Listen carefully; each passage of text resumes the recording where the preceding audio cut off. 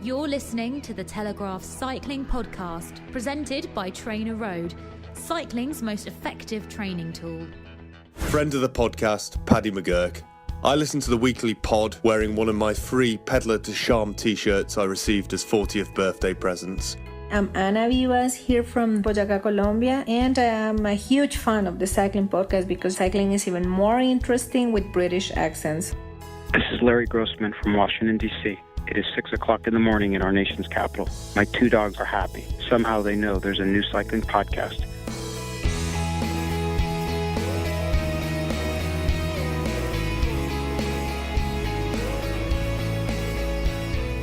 My name's Richard Moore. I'm with Lionel Birnie. Hello, Richard. And Daniel Friebe. Lionel, Richie. Where are we, Lionel? Oh, the first outing of Where Are We, Lionel of 2016. I could listen to this all night long, Lionel. Hello? Hello. Oh, dear me. This could go on a while. We're in the National Theatre, one of our home venues in London. We've had a few weeks in the studio at our host Audio Boom. Very much appreciated being given the studio facilities there. But we're back out in the wild this week. Not quite as wild as actually being at a race, but we're in the National Theatre, London, on the South Bank. We are. You heard at the start there from three of our listeners, Patrick McGurk, Ana Maria Vivas from Colombia, and Larry Grossman. Thank you to everyone who has sent in a little audio clip introducing themselves and saying where, how, and indeed why they listen to the cycling podcast. We put out the call for that a week or so ago. We've had lots of submissions. We'll play another selection next week, but keep them coming to contact@thecyclingpodcast.com. Just a little audio clip introducing yourself. We want to hear from you. It's great to hear from you, and especially some of the more exotic ones.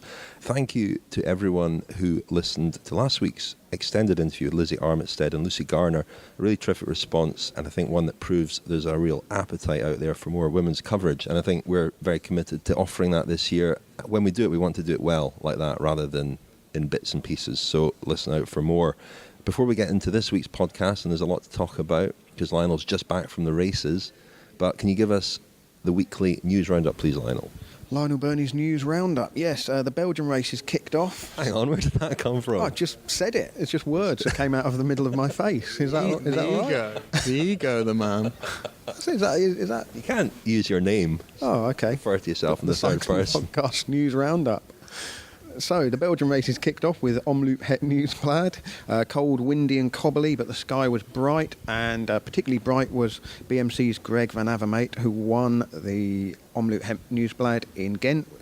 Arguably the biggest one-day victory for him since he took Paris Tours in 2011.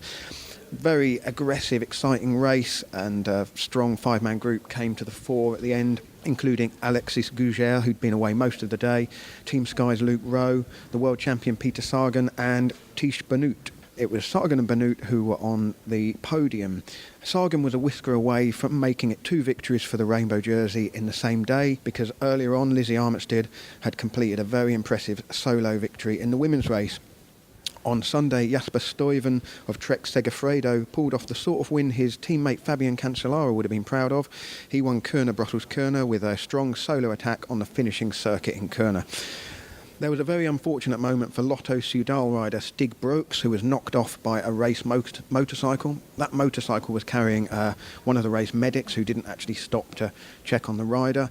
There was another incident at La Drôme in France where BMC's Danilo Wyss fell following a very tight hairpin bend. If you study the video footage very closely, you can tell the motorcycle didn't actually directly come into contact with Wyss, but he was clearly very close, and it prompted BMC's Jim Okowitz to write an open letter to the UCI insisting that something must be done to improve race safety. As if to prove that cycling isn't dangerous enough, at the GP Lugano in Switzerland, a German rider called Arnold Fieck of the Christina Jewellery team plunged off the edge of the road and fell almost 40 feet into a lake. Fortunately, he escaped with just a cracked hip and bruises.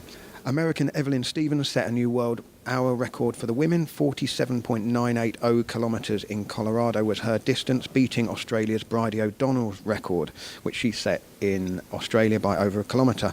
There's been a fair bit of other news this week. Katusha and Orica Greenedge have pulled out of the voluntary MPCC, or the Movement for Credible Cycling, and the Liège-Bastogne-Liège route has been tweaked, removing the Stocco climb but adding some new ones to shake up the finale a bit. Next up we have Paris-Nice. the first of the Women's World Tour races, the Strade Bianche, and the World Track Cycling Championships in London. Daniel, looking forward to the indoor cycling? I've actually got to go to the stadium cycling on Thursday. I'm really, really psyched, really pumped for that. Yeah, I'll be there, Daniel, so I'll look out for a very lost-looking Daniel Friebe in the velodrome, as it's known. Just don't wander onto the track or, do anything. I almost did that. I came very close to being killed and also ending Chris Hoy's hopes of winning any gold medals at the Beijing Olympics. I've never told this story, and it seems an odd time to tell it. Are you sure you want to tell it now?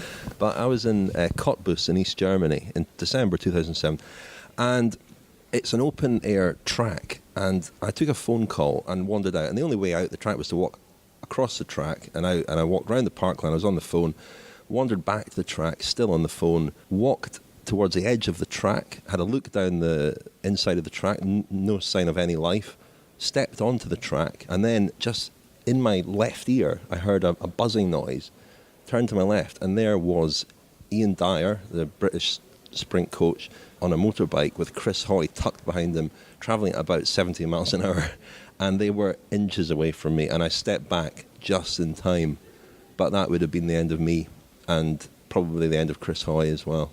Anyway, Wow. There you go. So, but you were equally excitingly, Lionel. You've finally, you've got a spring in your step today because you're just back from Belgium and you were out at the racing. The season has started for you now, hasn't it? It has, yeah, and it was a great start. I mean, you just sense when you arrive in Ghent for Het Nieuwsblad, certainly the Belgians consider this the proper start of the season. There's a sort of hushed, almost reverential air at the start. It's always very chaotic, and it did catch me by surprise on Saturday morning because the crowds were huge. When the area where the team buses park, which is just outside the track where the 6-day takes place in Ghent, the public were allowed in there, and it was just rammed. It was, there's a real sense that something very exciting and very special is starting. And the race itself, I was actually sort of cobble and climb hopping out on the course and saw the race, I think, 3 times before getting back to the finish. It was good, exciting racing, and the finale, this 5-way race, is something that you wouldn't necessarily see in the Tour of Flanders, because I think that extra 60 kilometres narrows down the number of riders who can actually participate right at the business end of the race. So you end up with a much more interesting and exciting dynamic to the race. Yeah, I found it a little bit flat in a way, that the finale, because the bunch were closing on the 5 escapees, so there were no tactics, were there? There was no, they couldn't afford to mess around at all, and it was just sort of flat out to the finish, so there wasn't any, it didn't feel like there was an awful lot of tension. It was just the strongest man won. Greg Van Avermaet. But it was interesting in that they knew that the bunch was coming up on them. Gougier, who'd been out there all day, he was on his knees by that point and wasn't participating in the pace setting quite as much. Everyone was anticipating Sagan having the best sprint finish. Benoot, still a little unknown quantity, 21-year-old Belgian, racing into his hometown, of course, Ghent. But it was a new finish as well, slightly different. Although they would have been familiar with it, they were a bit concerned about how strong the headwind might be coming into the finish. That perhaps dissuaded anyone from making an attack. Luke Rowe, I spoke to Rod Ellingworth the following morning, and he was talking about what Luke had said on the bus afterwards, and Rowe had said basically Van Avermaet was the strongest rider. Every time Van Avermaet was going through to do his turn, he was kind of killing the others a bit. And so, I mean, we've often talked on the podcast about how the big sort of chink in Van Avermaet's armour is that he doesn't really have a sprint finish, and he's been done over quite a few times in sprint finishes. And when it came to the finale, it wasn't really a sprint, was it? It was kind of like a long attack. It was a sort of supercharged, jump from distance rather than a conventional sprint. It was like a sprint between non-sprinters. And I mean, I got the impression Luke Rowe was pretty shattered, and Tiesj Benoot had done so much work. Yeah, and you say that about Van Avermaet, Lionel, but at the start of his career, he really started life almost as a sprinter. He was winning bunch sprints. I remember a couple he won in Qatar early in his career, and that pattern had really continued and become very much ingrained in his riding the last few years he'd become the sort of unlucky loser, but it seems to me that his confidence is just growing. You know, the stage he won in the Tour de France last year over Sagan, on an uphill finish, but that's really given him his confidence back. And you know, we see this in riders' career. There are these riders who are eternal bridesmaids, and I remember Davide Rebellin had this tag for a long time, and then all of a sudden in 1 week in 2004, I mean, we can talk and debate about what went into those performances, but he won Amstel Gold, Flèche Wallonne and Liège-Bastogne-Liège in the space of a week, and it was just so obvious there that the only difference really was confidence, and he was making the right decisions, being in the right positions. And I think it's the same with Van Avermaet. He stayed very cool in the finale on Saturday and just launched his sprint at the right time. And I think he's probably always had the natural ability to finish quite quickly, but really now he's expressing that ability, and you know, riders like Sagan hold no fear for him. Yeah, I mean, you mentioned, Rich, that Luke Rowe didn't quite have it at the finish. Again, going by what Rod Ellingworth said, Rod Ellingworth is Team Sky's race coach. Rowe wanted to put in some kind of attack in the closing kilometres, but the moment just kind of slipped away from him, perhaps because of, you know, the wind direction, perhaps because of the way Van Avermaet was making it hard when he was going through, and because they still had to ride because the bunch was closing. Exactly, Etix Quick-Step had missed it. They were chasing. If they'd hung about, it would have been a bunch sprint up that finale. And then when they came to in sight of the line, Luke Rowe got up out of the saddle and, you know, didn't have the jump in his legs. But according to Ellingworth, Rowe felt really good and could have ridden at that kind of pace for another, you know, 40, 50 kilometres. It was just that he didn't have that punch at the end. And I suppose when you look at the fact that Geraint Thomas wasn't there, Ian Stannard, the winner for the last 2 years, wasn't there, Luke Rowe was very much sort of thrust to a team leadership role, and he really took it. Well, the Omloop Het Nieuwsblad is as much Team Sky's race as it is not Etix Quick-Step's race, isn't it? I mean, Sky have won it how many times? 3 times now since their inception, and they had a very good race at the weekend. Gianni Moscon as well, the Italian neo-pro, rode extremely well, was in the second group on the road for a long time. But man of the match for me, without doubt, was Alexis Goujard, the Frenchman from AG2R, 22 years old. Turned pro 2014, attacked 4 kilometres into his first race as a professional, the GP Marseillaise, and has not stopped attacking since. He won 2 French Cup races in that 2014 season, I can remember. There was one weekend in particular where it might have been the Classique de la Loire. He was down the road for a long time, or for the majority of the race, got caught very near the end. There was another French Cup race the next day. He went off from the gun again and won that one, and that's really been typical of his pro career to date. Won a Vuelta stage last year. The big question with Goujard is similar to the question that we're all asking about Tiesj Benoot, what he will eventually turn into, where his main abilities are going to lie, because at the moment Goujard he seems to be one of these very combative riders who just really enjoys attacking, even when it's not necessarily the most sensible thing to do. Cyril Guimard, who we talk about quite a lot in the podcast, legendary French director sportif, thinks that Goujard rides very badly, tactically speaking. He said that on the radio the other day that he rides like a pig, but he enjoys himself, and he said in interviews that he's very much committed to this style of aggressive racing. Well, we've mentioned a couple of times Peter Sagan. I suspect we'll talk about him later because he was very active and apparent in Kuurne-Brussels-Kuurne as well on the Sunday. But you mentioned Tiesj Benoot, the young 21-year-old Belgian he got huge promise. I spoke to him recently. Let's take a little break now and we'll come back and hear from Tiesj Benoot. Eurosport, the home of cycling. Yes, thank you to Eurosport, who are sponsoring the cycling podcast again this year. Coming up on Eurosport, well, being shown this week are the World Track Championships in London. And at the weekend, Strade Bianche, which is always a great race to watch, the white roads of Tuscany. Paris-Nice next week, and then Tirreno Adriatico, all coming up on Eurosport, the home of cycling. But I mentioned just before the break there, I've got something else to mention about Eurosport. They're also in his final season showing a monthly program called Follow Fabian. It's about Cancellara, who will be one of the favourites for Strade Bianche. And this is a sort of behind-the-scenes series on the great man, Cancellara. he'll be showing the Eurosport cameras around his house and trophy room. I wonder if he'll also take them into his sauna, where he's got his Paris-Roubaix trophies on display. That should be good. Anyway, it's once a month, and it'll show things like him wrecking the route of the Tour of Flanders as well with his teammates, etc. So we'll be watching that. Look out for that on Eurosport. I mentioned just before the break there that we're going to hear from Tiesj Benoot. I actually get him to tell us exactly how to pronounce his name, his first name.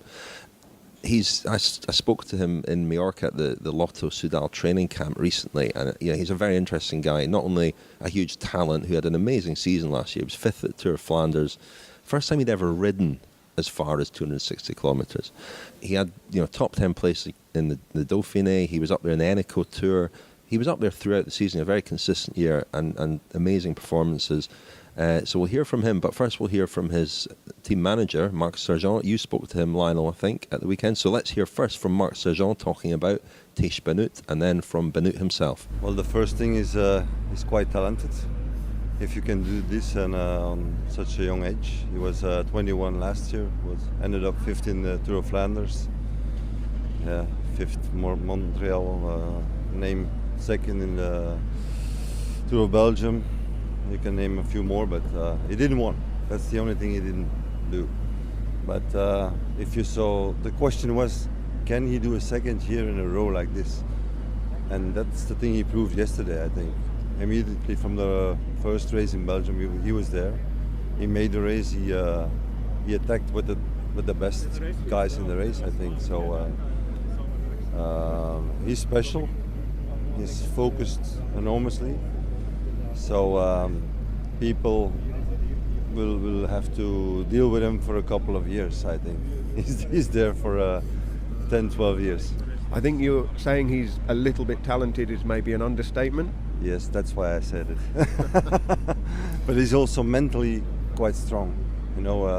Some young guys, they can snap if it's not going like they want, like they wanted to go. But he's quite strong in the head. Even after a hard stage in Mallorca, I remember a couple of the guys who said they wanted to do 50 kilometers more, and a couple of them they said, "Oh no, we had a hard race, it was enough." But he said it was scheduled like this, and he ended up 3rd. It was the stage for Cancellara one, and he came in. He had to go to the anti-doping control. He came back into the bus and he said, "Where is everybody?" "Oh, they left with the cars, going to the hotel." And he was like, "I have 50 kilometers to go on my schedule. My trainer said you have to do 50 more." I said, "Yeah, but maybe it's a better idea to go to the hotel, it's quite cold now." And he said, "Otherwise I don't need a trainer." He said, "I have to do it." So that's So he rode back to the hotel on his own? On his own, yeah. And so how did you discover him? I mean, he's only 21 now. There's so many junior races in Belgium, but how did your team spot him? Well, we have a development team under 23, and he was there for the last 3 years before he came to us. So we already knew he was quite good. And we had all his values, it's always good. It's like Wellens, Vervaken, all the young guys, we know them already before they come to the professional team. And the only thing we missed a bit was winning. And that would still be, I'm not going to say a problem, but that's going to be the difficult part for him, winning a race. So how do you coach him to do that? Like yesterday, you couldn't hold him to say save yourself a little bit more, because he wanted to be there in the final. He wanted to sprint for the victory, and I couldn't say no. I had to give him that chance because he was so good in following Van Avermaet on the Tijenberg, so he deserved to have that podium. But in the future, he has to think a little bit more, I think. Because now they really know who it is, Tiesj Benoot. Well, a result like yesterday and the way he rode, everyone will now be noticing him and the pressure starts to come. Yeah, but he can cope with that. I don't have fear he's gonna miss the boat because of stress or something. Because yesterday I said to them all, okay guys, the race is gonna explode now on the Tyenberg. We all have to be there, but he was the only one who was there, able to follow the best. So Was he disappointed not to win? no, he could live with it because the first and the second, that's top class, world class. He's a world champion, and for the moment, I think Van Avermaet is one of the best riders in the world as well. So he was close to Sagan also in the worlds. So he could live with it. Third, young, living in Ghent. Because is he still keeping up with his studies at the university? Well, he discovered a bit that at this point he's still doing it, but I'm afraid it's gonna come to a point where he has to make a decision. Like now, it's not only cycling, but all the press, the interviews, the things on top of it. 2 years ago or last year, he took his book and he was nothing to do. But now he has a lot of obligations, and also for the sponsors. And maybe in a few weeks he will decide, like, I'm gonna quit. So does he at the moment go to lectures at the university in Ghent? Does he attend the classes, or is No? He's doing it on a distance. He has a special status, how you call it, and so he still can follow. He's doing the exams, and he always passes. So it's still going good, but So he's smart as well. It's an economics degree, isn't it? Yes. So he knows what his value will be. that's the negative side of the story. I have to speak with his manager. And lastly, I mean, Belgium is so crazy for cycling, but always the question is always the next Eddy Merckx, the next Freddie Martins, next Tom Boonen. That speculation begins immediately, doesn't it? Yes, but he says I'm Tiesj Benoot. I'm not the second Tom Boonen or the Merckx or. I'm unique, he said, and that's Tiesj Benoot. Tiesj, I was getting lessons from Maxime in pronunciation of your name. It's Tiesj. Tiesj, yes. Just Tiesj. You say it. Tiesj Benoot. Yeah. Brilliant. Were you surprised last year by some of the results that you had? Yeah, for sure. I think I surprised myself. I think I surprised everyone. The expectations were definitely not so high for me as neo-professional, and actually I wanted to do the results I could do now on World Tour level. My goal was to do them on a lower 1.1 level, I would say, so 0.1 races.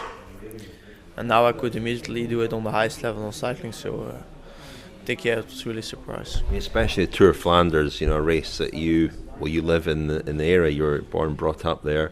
You know what that race means. For a first year pro, you were 20 at the time? 21. Yeah. 21 at the time. To find yourself in the thick of it at the sharp end of the race. I mean, how did you get there and how did it feel to be there?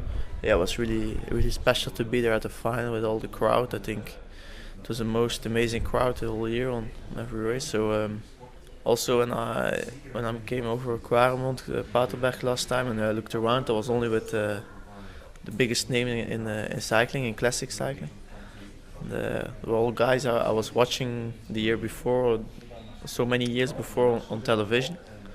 So that was really a special feeling for me. Having the feeling I could follow them and to be there and to play a role in such a big classic was really nice. Yeah. Also on my training parcours, and a lot of people who I knew were supporting me, and it was really a special day. You said you did exams this winter, but when do you study? Do you take your books with you away to races, training camps? Yeah, it depends actually. So I did one exam in the end of November, before we left on team building, and then one in the beginning of January, on 4th January I think. So the first training camp with the team I took my books, and then I went alone on training camp. There I also took my books. Actually I studied the course only on training camp because I didn't went to the lessons. Didn't go to the lessons, so yeah. But now on this training camp I more focused on the races. The training gets harder also, so now we are in one straight line to the start of the season. So I stopped studying now, and then after the classics I will get back on and take the next course. When do you anticipate graduating? Yeah, maybe in 3-4 years. Yeah, it will be 4 years, I think. Yeah. And do you have a lot of friends who are at university? Do they help you with the courses and stuff as well? Yeah. I have a lot of friends here, and for sure I need them because I don't have the time to go to the lessons. I think the last year and a half I didn't see an auditorium from the inside and all that. So they help me with notes and tips, and without their help it wouldn't be possible to finish it. Yeah. In terms of your cycling, obviously great result in Tour of Flanders, but you've shown in stage races you can ride, you can climb, your sort of build where you could become a GC rider. It's maybe too early to say, but do you have any thoughts, ideas about what kind of rider you'd like to become? Yeah. This year I will still the classics are my first big goal, and afterwards I will try to make a transition actually to a more I would say lighter cyclist, more the harder races. Will be my goals there, like San Sebastian and the shorter stage races maybe, like I did last year in Dauphiné. So we'll see in a few years, but now it would be a bit stupid, I think, to let fall the classics where my heart is actually, and I would have to drop some weight now and take in totally other preparation. Then I wouldn't be able to do the classics now. So I will try to do Amstel Gold Race also, I think, this year, and then it's a first step to some harder races, and then maybe in a few years I try the Walloon Classics, and see what the future brings. Probably a silly question, but what's your favourite classic? The Tour of Flanders, for sure. Yeah, it was now after my fifth place, it's for sure my favorite classic. But in my youth, I always watched this race. It was the beginning of April always. Yeah, a really big day. When I was young, I looked forward to it for weeks. To this day, always whole day in front of television or on the parcours, watching the guys. And now to be in it as yourself, it's really a special feeling. So after taking up, at what point did you realise that you had a talent for it? Actually, I was not a big winner. Never was but every year I made a step forward. And then on the second year juniors, I really got the feeling maybe I could become professional. I did all the World Cup races. I did well, and was also 12th on the Worlds, I think, in Valkenburg, where I could be top 5, I think, when I didn't get boxed in. But there I felt, maybe it's possible. And then the year after, I made an even bigger step to become under 23, and there it only took me 2 years to become professional. So. I mean, you're still very young. You're still very young to be a professional. What was it like? You obviously cope pretty well with the step up, but a lot of riders say how difficult that is to enter the professional ranks. Did you find that? I mean, are you one of these riders who finds that the harder the racing gets, that the better you cope with it? Yeah, for sure. I'm definitely a guy who needs the longer races. It's also why I think I'm made for the classics. And I really have the endurance in me. Then it gets less explosive in the final, and it's something that suits me well. Actually, when you start at a race, every professional rider can go hard for 1 minute or 5 minutes, but it changed after 220, 230, 50 kilometers, and that's what I think what's my biggest talent here. I mean, racing over 260 kilometers is not something a lot of people can do. That's why we see such a select group at the end of the Tour of Flanders. How do you, as a 21-year-old, prepare for that? Do you train over long distances? I have some long trainings, not long distances, but long hours, I would say. Like, if you go for 7 hours at home, it's 210k. And it's the same length. So, I'm a guy who makes some longer trainings, and also have the engine, I would say, to do it. Yeah. But had you raced over, you presumably hadn't raced over that distance before the Tour of Flanders last year? No, it's true. Actually, I did some races above 200, but not too much. It was only my second race World Tour also. And but I felt the week before in Harelbeek after 220, 230 gate, I was able to be there. I still felt actually pretty fresh. So I had some confidence, and in Flanders I saw I was possible to. So that was Tiesj Benoot, and before that Marc Sergeant. Tiesj, a good talker as well as a good rider. His grandfather's got some sporting pedigree in the family. He said that his uncle and his father are very keen on following cycling. They weren't actually cyclists themselves, but his grandfather was a runner and second in the Belgian steeplechase championship one year. So there you go. But he's a guy who's come into his own as a senior. You know, he said there in the interview that he wasn't somebody who showed huge talent as a junior. He's somebody who stepped up when the racing has got harder and the distances have got longer. He's got this incredible endurance engine, and he's somebody whose potential as a senior seems to be greater than anybody even thought as a junior. A huge talent with endless possibilities, it seems, about what he could do. He wants eventually to become a stage race rider. Yeah, he fits the classic profile of someone who hasn't burned themselves out too much as a junior or an amateur, and he's come in to the pro ranks fresh, full of beans and full of talent, obviously. And, you know, Lionel, I know you take exception to this always, but there is this wave of young talent coming through, and I think there's been a real void as far as the classics are concerned post Cancellara and Boonen coming up behind them. Greg Van Avermaet is an exception in the generation slightly behind Cancellara and Boonen in terms of age, but there haven't been many riders who are now sort of 28, 29, 30 who have been prolific contenders or winners of classics. But you know, we saw Stuyven win Kuurne-Brussels-Kuurne. We've got Benoot, who's 21 years old, 5th in the Tour of Flanders last year. Yves Lampert, who we haven't really seen yet too much this year, but will be very much a factor for Ethics Quickstep. We've got other guys like Edward Toynes, who's also at Trek Segafredo. And, you know, what we're seeing with these guys is they're competitive straight away from 21, 22, 23, 24 years of age, which is something, as I say, we haven't seen for quite a while. Do you hate young talent? No, I don't hate young talent. Issue? My point is that there has to be young riders coming through all the time. Otherwise, cycling would just stop one day when they've all retired, or we just have like a veterans league of racing. I don't know, but you're absolutely right. There is a proper group, a core group of very, very talented Belgian riders. And I think one thing that I did notice over the weekend, particularly on Saturday in Ghent, was there were large groups of very noisy young fans. There was a huge group of Benoot fans, presumably students from the University in Ghent, where Benoot is studying economics, albeit he's not currently attending lectures. But they added to the atmosphere in this town. Ghent is a very big student town anyway. Often when you go to the Belgian races, the demographic of the spectators by the roadside tends to be a bit older. It's a sport that's kind of ingrained in the sort of the agricultural farmland of Flanders, and to see sort of almost football crowd type fervour, particularly at the finish when Benoot was on, you know, in with a shout of winning. It was a really great atmosphere, and it does feel like there's a couple of successors to Tom Boonen when he finally hangs up his wheels. And a tremendous ride by Benoot.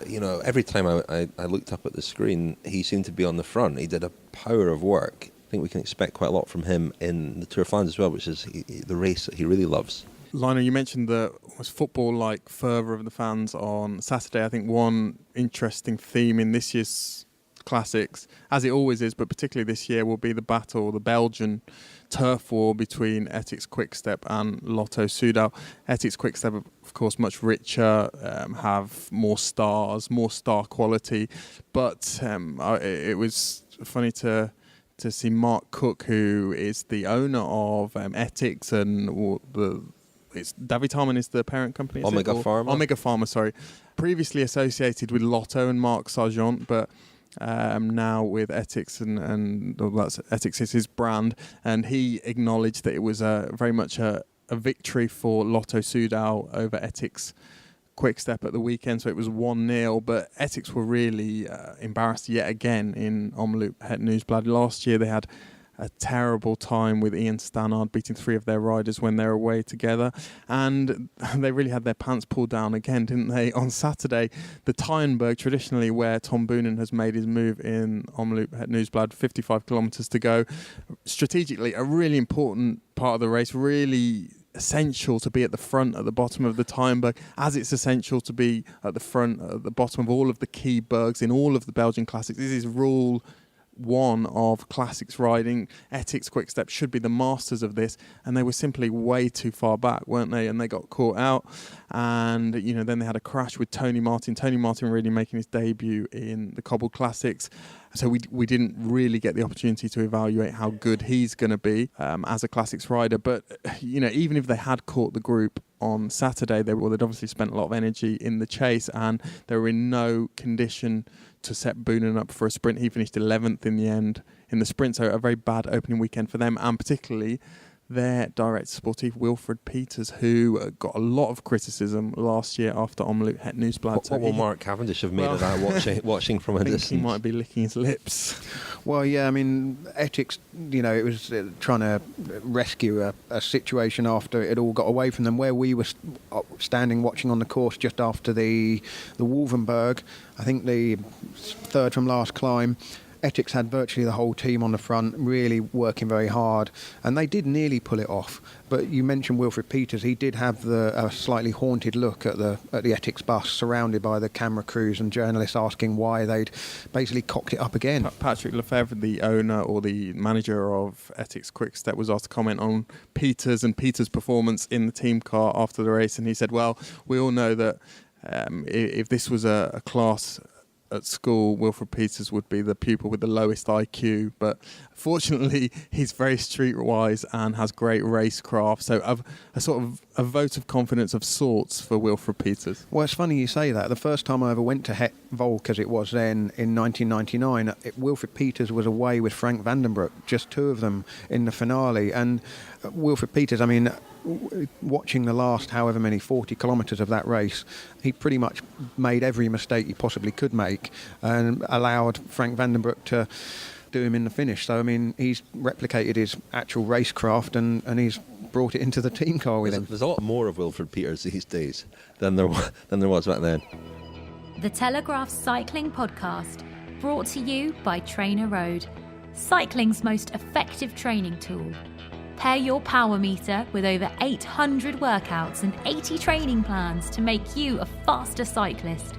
Visit trainerroad.com/TCP to try Trainer Road risk-free for 30 days. Okay, you heard there our longer Trainer Road jingle. Thank you very much to them. They are still sponsoring us, as they have been doing the last few months. Lionel and I are still following the programme religiously, I think. Lionel nods, I am, certainly. And we're all building up to our race on the 29th of March in Manchester. Looking forward to that, aren't we?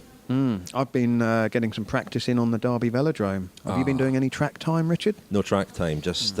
but we are going to be producing a couple of little special podcasts about what we've been doing with Trainer Road before and after the great showdown. A couple of weeks ago, we announced a competition to win a free month's training through Trainer Road. We had, I think, 4 free months to give away, so we've got 4 winners, and we wanted to know why people felt they deserved a free month's training. Trainer Road, lots of entries to the competition, and our winners, Julia Smart. Actually, it was on behalf of herself. I misread her tweet. She said, "Ruptured Achilles means hubby can't carry baby, so I can't leave them and ride outdoors." So it won't be for her husband with the ruptured Achilles. It's for Julia Smart. Well done, Julia. You are one of our winners.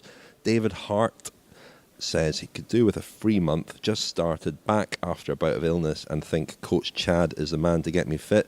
Another sympathy vote there. So David Hart, that's at Service Course. You win a free month's Trainer Road. The next winner, Daniel, can you help me with... Is Coach Chad a real person? Yes, Coach Chad. Hello, Coach Chad. I'm sorry about that. However, in my mind, have you seen the film Me, where Scarlett Johansson plays an operating system and Joaquin Phoenix falls in love with her? In my mind, Coach Chad is that kind of semi-mythical figure. Yeah, that's fairly accurate. I think that's what we feel like when we're doing the session. We have his messages flashing up on our phones telling us what we should do. It's very, very much like that. Daniel, can you pronounce the name for me, please? It looks maybe Finnish or... I don't speak Finnish, but it's Roy Pietila. That'll do, and that's at Signal Present. Roy actually said, I need a free trainer month because this is what it looks like outside for a few more months. And he included a picture of a very snowy, very wintry scene. So well done, Roy. I can pronounce your first name. And finally, Stuart Grant. Stuart Grant sent a very funny picture again. It was in response to a picture of me on Joe Dombrowski's scooter. And he sent a picture of, what was it? Wallace and Gromit. He was joking that I was missing my sidecar for Lionel Birnie, Friebe, or Ciro from Gazzetta dello Sport.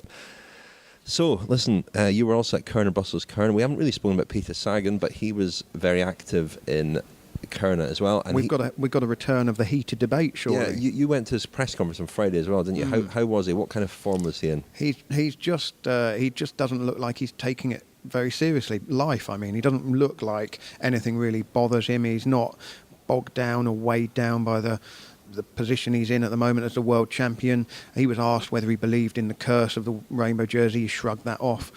He was asked, what he makes of the Belgian classics, and he says, I enjoy them, they're more fun. There's no sense that he's not really playing the same game between rider and journalist in those pre-race press conferences that you often see. He reminds me a little bit of Bernardino without the menace, he's a sort of benign Bernardino. He talks a lot about having fun, and more than that, because Eno used to talk about having fun and how cycling was a game, etc. But he genuinely looks as if he is just having fun a lot of the time. I mean, you can have fun if you're that good. Yeah, but I mean, he's in a position where obviously he gets asked an awful lot of questions, and you can hear particularly the print journalists are trying to get a line for the next day's paper, so they're asking him questions, what he thinks about this, what he thinks about that, and you just get the feeling that he doesn't think a great deal. I don't mean that he's in any way stupid, not at all, but I don't get the feeling that he's lying awake at night worrying about whether he's going to be in the right position. I think he's one of those enviable people and enviable athletes who manages to stay in the moment most of the time. And I mean, all credit to Sagan. We've seen many world champions in the past get bogged down with the various engagements and events and prize givings that they have to go to in the winter and then turn up in January and February, not be fit. Sagan obviously has a lot going on in his life away from cycling. He has it seems like a fairly nonchalant attitude to his profession, and yet he's managed to show up at the first big race of the season, the first big weekend of the classic season, clearly fit, clearly, he's not overweight, although he is a rider who you would imagine would put on weight quite easily, and he puts on a fantastic show and offered a spectacle on Sunday which was ultimately probably superior to the show that he would have put on if he'd stayed in the peloton for the duration of the race and then won a sprint at the end. So he's ticked every box there, really. Yeah, I mean, he was asked whether he would do another Greece video if he won Het Nieuwsblad, and he said, I've already done a Greece video. And somebody then said, do you plan to do anything else like that in the future? And he said, I don't plan anything. It's just, you're absolutely right. He doesn't look like he's bogged down by anything. And so when, he was in the break because he wanted to be in the break, he perhaps wasn't thinking the smartest way to win this race is to sit in the bunch and maybe profit from Ethics chasing.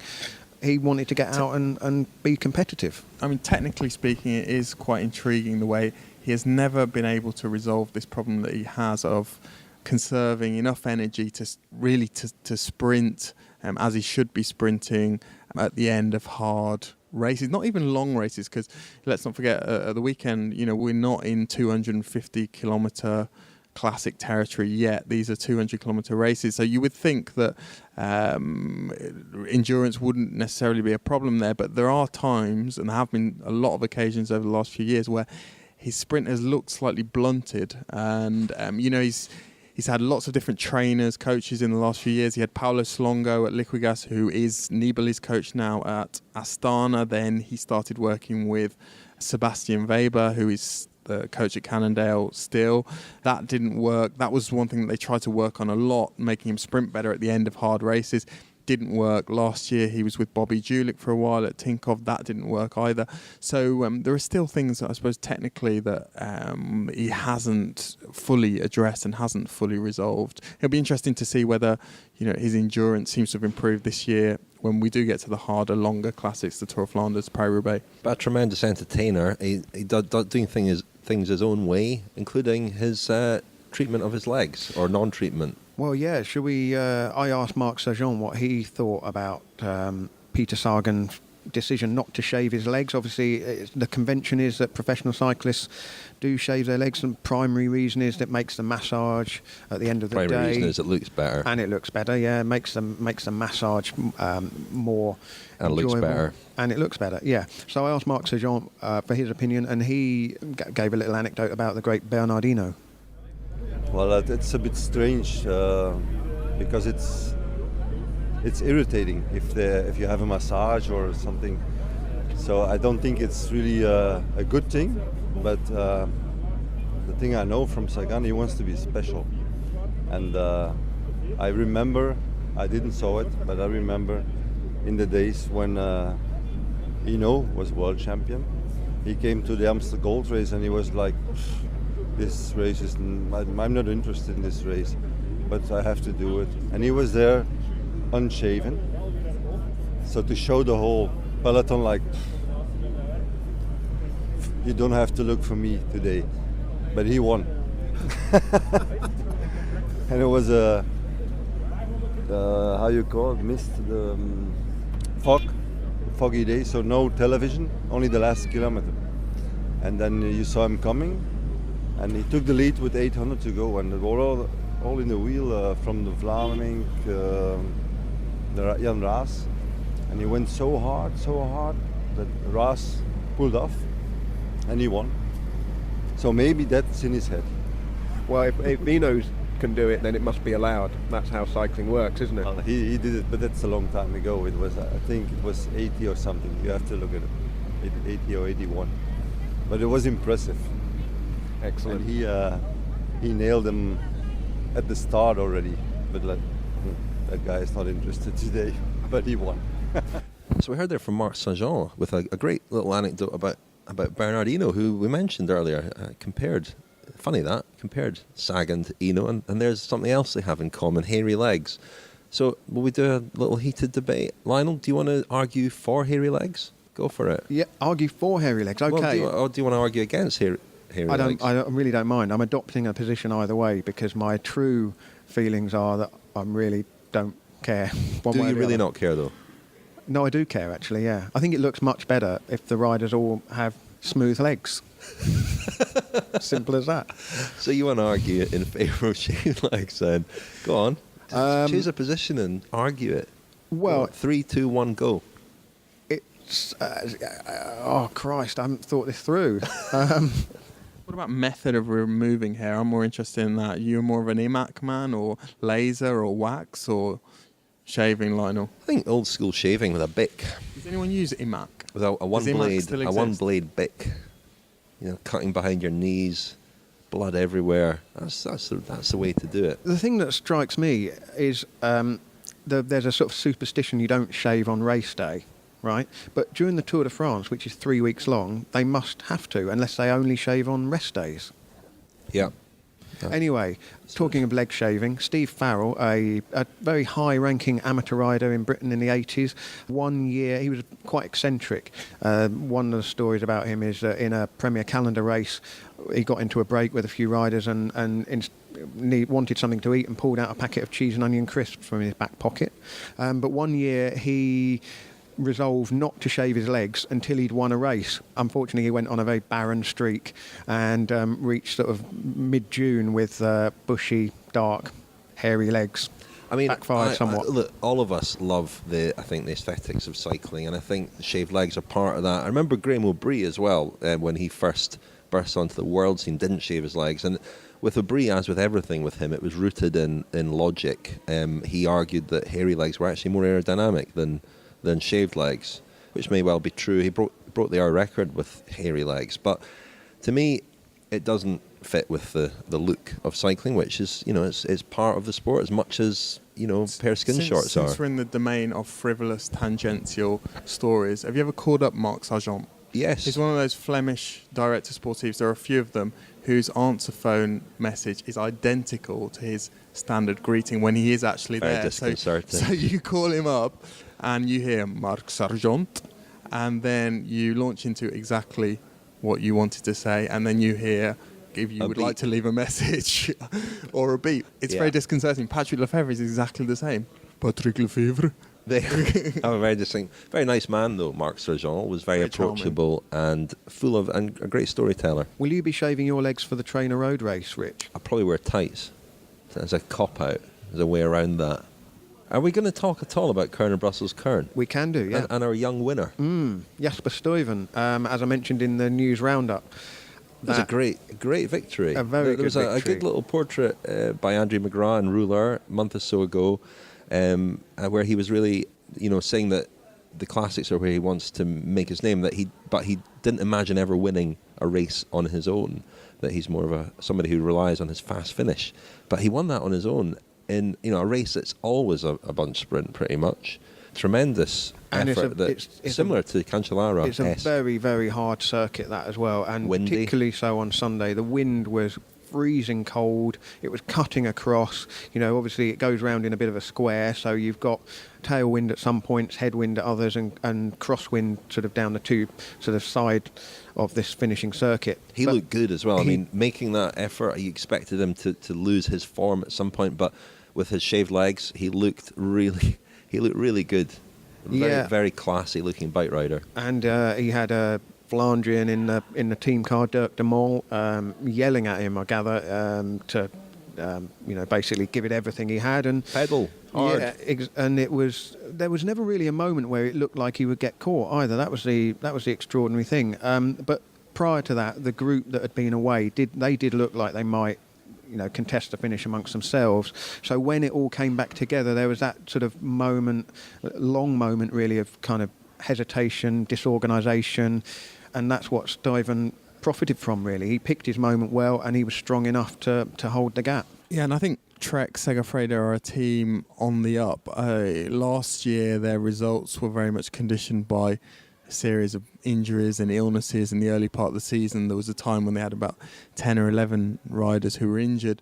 And, with Stuyven and Edward Toynes as well, another young Belgian, and a number of other young promising riders who will also be winners this year, I'm sure. People like Fabio Fellini. I think it's an interesting roster, especially when you consider that this is the last year on Fabian Cancellara's contract.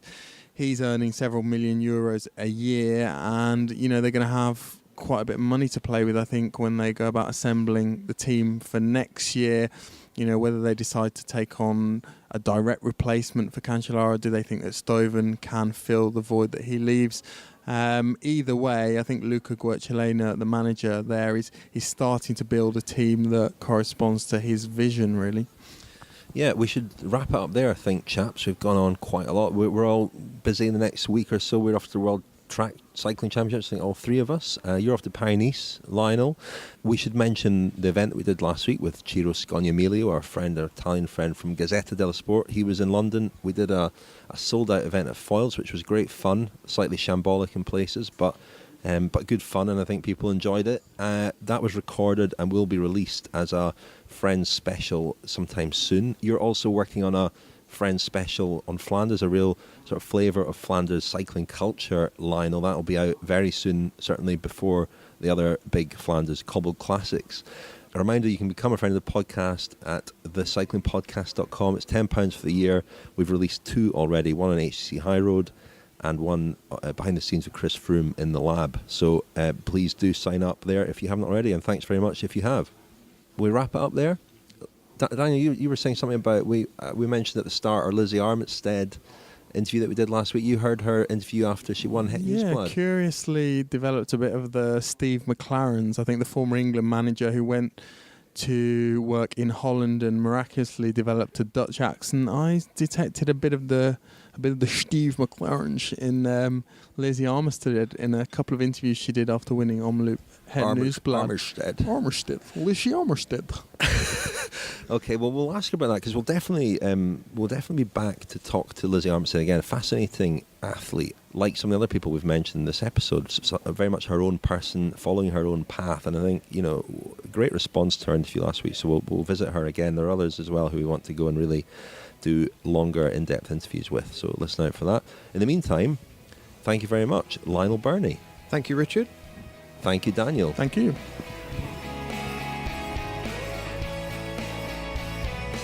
You've been listening to the Telegraph Cycling Podcast. Thank you to Glass Pear for the music in this episode. For more information and to download more editions of the show, visit thecyclingpodcast.com.